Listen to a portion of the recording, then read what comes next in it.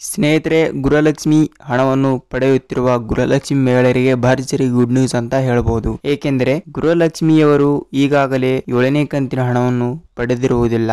ಆದರೆ ಪಡೆಯಬೇಕಾದರೆ 7ನೇ ಕಂತಿನ ಹಣವನ್ನು ನಿಮ್ಮ ಅಕೌಂಟ್ಗೆ ಬರಬೇಕಾದರೆ ನೀವು 3 ಡಾಕ್ಯುಮೆಂಟ್ಗಳನ್ನು ನೀವು ಇಲ್ಲಿ ಒಪ್ಪಿಸಿದರೆ ಮಾತ್ರ ನಿಮಗೆ ಗೃಹಲಕ್ಷ್ಮಿಯ 7ನೇ ಕಂತಿನ ಹಣವನ್ನು 2,000 ರೂಪಾಯಿ ಜಮಾವಣೆ ಆಗುತ್ತದೆ. ಇಲ್ಲವಾದರೆ ನಿಮಗೆ 7ನೇ ಕಂತಿನ ಹಣವನ್ನು ಜಮಾವಣೆ ಆಗುವುದಿಲ್ಲ. ಯಾವ ಡಾಕ್ಯುಮೆಂಟ್ ಮತ್ತು ಎಲ್ಲಿ ಕೊಡಬೇಕು, ಯಾವಾಗ ಕೊಡಬೇಕು ಅಂತ ಈ ವಿಡಿಯೋದಲ್ಲಿ ಪೂರ್ತಿಯಾಗಿ ತಿಳಿದುಕೊಳ್ಳುತ್ತಾ ಹೋಗೋಣ. ಅದಕ್ಕಿಂತ ಮುಂಚೆ ನೀವು ವಿಡಿಯೋನ ಮೊದಲ ಬಾರಿ ನೋಡ್ತಾ ಇದ್ರೆ ಚಾನಲ್ಗೆ ಸಬ್ಸ್ಕ್ರೈಬ್ ಮಾಡಿ ಮತ್ತು ಒಂದೇ ಒಂದು ಲೈಕ್ ಮಾಡಿ ಮತ್ತು ವಿಡಿಯೋನ ಕೊನೆವರೆಗೂ ನೋಡಿ. ಅರ್ಧದಲ್ಲಿ ನೋಡಿದ್ರೆ ಮಾತ್ರ ನಿಮಗೆ ವಿಡಿಯೋನ ಅರ್ಥವಾಗುವುದಿಲ್ಲ ಮತ್ತು ವಿಡಿಯೋನ ಪೂರ್ತಿಯಾಗಿ ನೋಡಿ.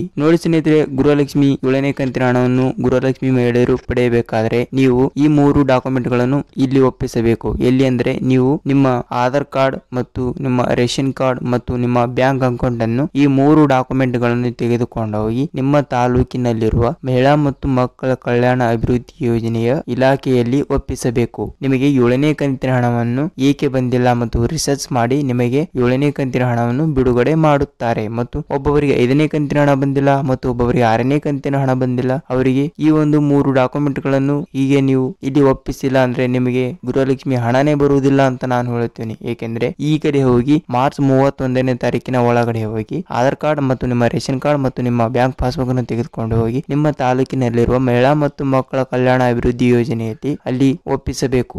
ಅವರು ರಿಸರ್ಚ್ ಮಾಡಿ ಏನು ಪ್ರಾಬ್ಲಮ್ ಇದೆ ಅಂತ ಎಲ್ಲಾ ಸರ್ಚ್ ಮಾಡಿ ನಿಮಗೆ ಗೃಹಲಕ್ಷ್ಮಿ 2,000 ರೂಪಾಯಿ ಹಣವನ್ನು ನಿಮಗೆ ಇಮಿಡಿಯೇಟ್ಲಿ ಕ್ರೆಡಿಟ್ ಮಾಡಲಾಗುತ್ತದೆ ಅಂತ ರಾಜ್ಯ ಸರ್ಕಾರದಿಂದ ಮಾಹಿತಿ ಖುದ್ದಾಗಿ ಬಂದಿದೆ. ನೀವು ಈ ಕೆಲಸವನ್ನು ಕಂಪ್ಲೀಟ್ ಮಾಡಿಲ್ಲ ಅಂದ್ರೆ ನಿಮಗೆ 7ನೇ ಕಂತಿನ ಹಣವನ್ನು ಕಂಪಲ್ಸರಿ ಬರುವುದಿಲ್ಲ ಅಂತ ನಾನು ನಿಮಗೆ ಪ್ರೂವ್ ಮಾಡಿ ಹೇಳುತ್ತೇನೆ. ನೋಡಿ, ನಿಮಗೆ ಪೆಂಡಿಂಗ್ ಹಣ ಬಂದಿಲ್ಲ ಅಂದ್ರೆ ಅವರು ಕೂಡ ಈ ಕೆಲಸವನ್ನು ಖಂಡಿತವಾಗಿ ಮಾಡಿ ನಿಮಗೆ ಖಂಡಿತವಾಗಿ ಗೃಹಲಕ್ಷ್ಮಿಯ 7ನೇ ಕಂತಿನ ಹಣ ಮತ್ತು ಪೆಂಡಿಂಗ್ ಹಣ ಎಲ್ಲಾ ಸೇರಿ 10 ರಿಂದ 12,000 ರೂಪಾಯಿ ಒಟ್ಟಿಗೆ ಜಮಾವಣೆ ಆಗುತ್ತದೆ. ನೀವು ಸರ್ಕಾರದಿಂದ ಫ್ರೀಯಾಗಿ ಬರುವ ಹಣ ಈ ಒಂದು 2 ಗಂಟೆಯಲ್ಲಿ ಮಾಡುವಂತ ಕೆಲಸವನ್ನು ನೀವು ನಿಮ್ಮ ಬ್ಯಾಂಕಿಗೆ ಹೋಗಿ ಮತ್ತು ಈ KYC ಖಂಡಿತವಾಗಿ ಮಾಡಿಸಿ ನಿಮಗೆ ಫ್ರೀಯಾಗಿ ತಿಂಗಳಿಗೆ 2,000 ರೂಪಾಯಿ ಫ್ರೀಯಾಗಿ ಬರುತ್ತದೆ. ನೀವು ಏನೇ ಕೆಲಸ ಮಾಡಿದ್ದರೂ ಮಾಡದಿದ್ದರೂ ಕೂಡ ಫ್ರೀಯಾಗಿ ನಿಮಗೆ 2,000 ರೂಪಾಯಿ ಗವರ್ನಮೆಂಟ್ ನಿಮ್ಮ ಬ್ಯಾಂಕ್ ಪಾಸ್ಬುಕ್ಗೆ ಕ್ರೆಡಿಟ್ ಮಾಡಲಾಗುತ್ತದೆ. ನೋಡಿ, ಇವು ಕೆಲಸವನ್ನು ನೀವು ಮಾಡಿಲ್ಲ ಅಂದರೆ ನಿಮಗೆ ಗೃಹಲಕ್ಷ್ಮಿಯ 2,000 ರೂಪಾಯಿ ಹಣ ಮತ್ತು ಅಕ್ಕಿ ಹಣ ಮತ್ತು ನಿಮ್ಮ ಯಾವುದೇ ಸರ್ಕಾರದ ಸೌಲಭ್ಯ ಪಡೆಯಲಿಕ್ಕೆ ಆಗುವುದಿಲ್ಲ ಅಂತ ನಾನು ನಿಮಗೆ ಹೇಳುತ್ತೇನೆ.